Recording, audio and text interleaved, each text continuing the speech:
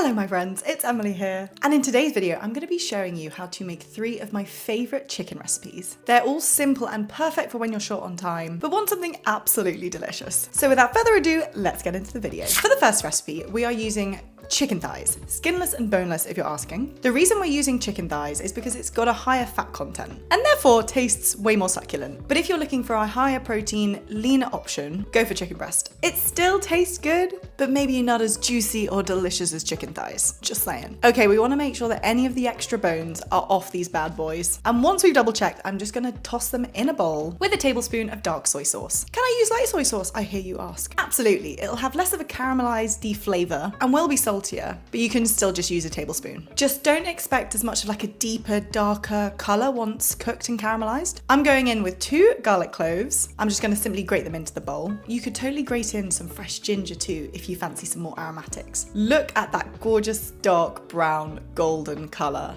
Stunning. I'm just going to leave that for around 30 minutes to marinate, but you could totally cover it and leave it overnight if you fancy a deeper flavor. Now this recipe calls for a curry paste of some sort. So here I have red Thai curry paste, and this particular brand is my personal favorite. And then we've got a Japanese golden curry mix. This recipe would kind of work with any curry paste that you've got because the extra ingredient we're going with works with everything. So whether that's green Thai curry or an Indian curry paste or a Malaysian curry paste, pick out what you've got and see if it works. For me personally, I'm going for red Thai curry paste today, so I'm going to add in around a tablespoon of that into an oiled pan, followed by a huge tablespoon of peanut butter. I love crunchy, but you do you, honey. Next up, we're going in with some coconut milk. I'm using full fat coconut milk, but if you'd rather use the light stuff, you go for it. Followed by a chicken stock cube and then another 400 milliliters or so of water. I'm going to now leave that to simmer while we fry up our chicken. So I've got my frying pan here and I'm going to drizzle it with vegetable oil, and then I'm adding in my marinated chicken thighs. We're going to fry them on each side for a few minutes on medium heat or until golden and caramelized and completely cooked through.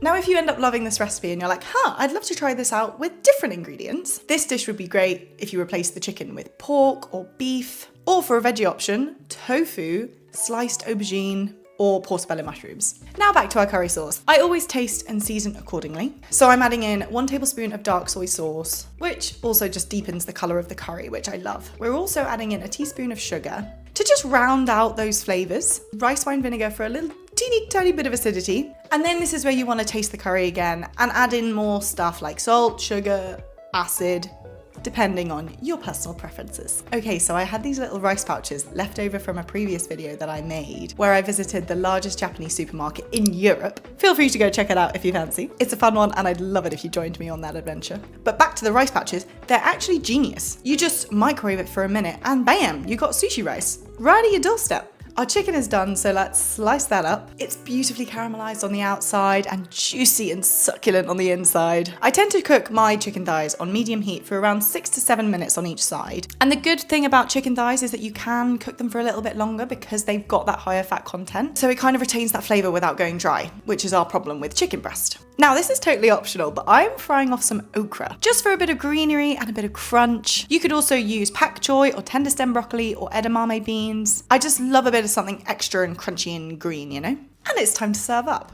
Ladle in the curry sauce around your island of rice, then top with the sliced chicken, fried okra, a little bit of coriander, some crispy onions for a little bit of extra crunch. And there we go, we've got our Thai peanut coconut chicken curry ready to be devoured. Oh, I nearly forgot to squeeze over some lime juice. This just completes the dish.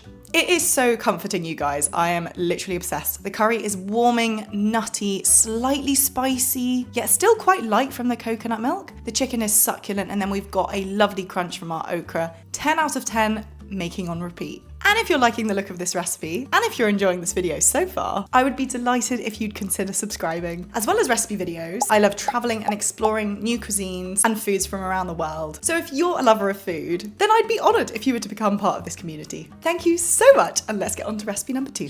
Once again, we're using chicken thighs for this recipe and adding them into our bowl with some grated garlic, vegetable oil, ground black pepper, flaky salt, dried oregano, and lemon juice. It's kind of giving off like a gyros style seasoning marination thing, but we're not making gyros. We're making something that is so much better. Although I do love gyros, so no shade. It's just like different, you know? Okay, so give that a mix, and then once again, set it aside while we start on our pasta.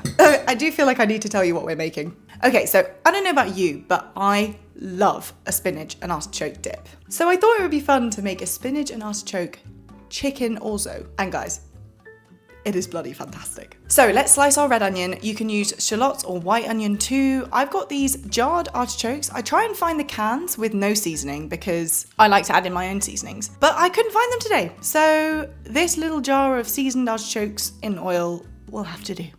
And it still tastes really good, so it's fine. I'm just gonna roughly chop the artichokes into chunky but edible pieces. This is my favorite pan to use at the moment. If you've watched my bean video, you'll see that I literally make every single bean recipe in that pan and I just like wash it up in between. So it is such a great pan. It's like the perfect depth and diameterage. It's just fabulous. So drizzle with oil, and then I'm going in with my red onion and artichokes. And of course, we're gonna grate in some garlic too. You can totally just finely chop this and add this in, by the way. I'm just gonna fry that off for a few minutes until aromatic, then I'll go in with some orzo. I adore this pasta shape, especially when I want something super comforting and really saucy too. Macaroni pasta could also work really well with this, or just kind of any small pasta shape. You know those like little starry pasta shapes? They would also work really well too. We're going in with the chicken stock, and then we're going to leave that to gently simmer. Make sure to stir frequently because the little orzo nuggets get stuck to the base of the pan very easily. So just stir that kind of continuously. Now in our frying pan, I'm going to add in a little glug of the artichoke oil that we have in our jar. Let's get the chicken thighs into the pan and we'll let them fry for 7 minutes on each side, or until kind of like paper bag golden. That was the best colour description I could use. What do you think? Paper bag golden. It doesn't sound very nice, but I feel like visually it matches the description. I'm just gonna give my orzo another stir, and I think it's ready for the extra bit. So we're talking single or light cream, some mayonnaise, which I appreciate may sound weird in pasta, or at least hot pasta. But you guys, it's how I make my spinach and artichoke dip. So you're just gonna have to trust me on this one. A load of grated Parmesan. You could also use pecorino cheese if you fancy. Then some salted butter for extra lusciousness. And lastly, some spinach that we're gonna add in and let simmer and wilt down. It is so creamy and so delicious already. Oh my goodness. I'm just gonna season it with a lot more ground black pepper and then taste it again to see whether it needs any more salt or Parmesan. Our chicken is ready, so I'm gonna roughly chop that up into bite-sized pieces and then transfer it into our orzo dish. This is the ultimate autumnal dish. Just imagine you've had a long day, you make this creamy, delicious chicken dish for dinner, and then you wrap up warm with a hot water bottle and go and watch Harry Potter on the sofa. Literally sounds like the perfect evening. This dish is creamy, it's cheesy, it's cozy, and it's fantastic for meal prep. To reheat, simply place in a Tupperware with a little splash of milk, leave the lid ajar, and then whack it in the microwave for a few minutes or until piping hot. I hope you enjoy, and let's move on to the final recipe. Now for this recipe, we are using chicken breast, our leaner, higher protein friend. You'll find out why in a second, but you could totally use chicken mince or ground chicken for those of you who are on the other side of the pond, because we will be frying it off.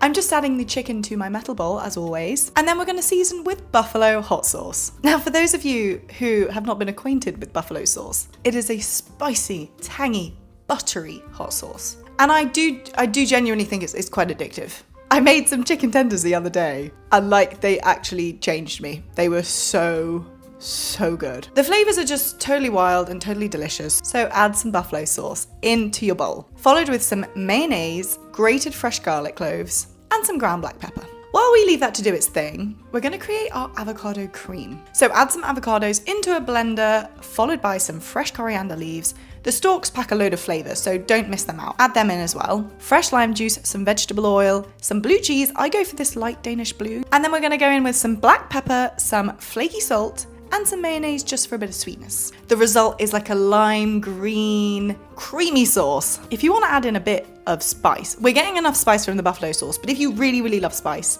adding in some pickled jalapenos would be so delicious. Okay, so our chicken has been marinating for a while, so let's fry that off for a few minutes on each side until golden. And to balance out the tanginess from the buffalo sauce, we're gonna add in some honey, just for a bit of sweetness. I'm just going to give that all a stir and then get the tacos ready. I'm using these little tortilla wraps. If you have authentic taco tortillas, then use them. Alternatively, you could make larger burritos and add in some rice too. That would be banging. So to assemble, get your taco and add on some grated mozzarella cheese, followed by the buffalo chicken pieces, and fold over. We're gonna fry the tacos on each side for a few minutes until golden, and then would you look at that cheese pull? Unreal. I'm gonna fill the tacos with freshly chopped coriander. You could use parsley or chives if you prefer. Then we'll go in with our avocado cream. Fold them back up, then time to plate up with a big bowl of your avocado cream, the buffalo chicken tacos, and voila, what a stunningly simple and delicious chicken dish. It's spicy, it's sweet, it's tangy, it's all the things you could want in a taco. Honestly, I'm now really tempted to make this into a burrito and add in some rice and beans. The flavors would be unreal, you guys.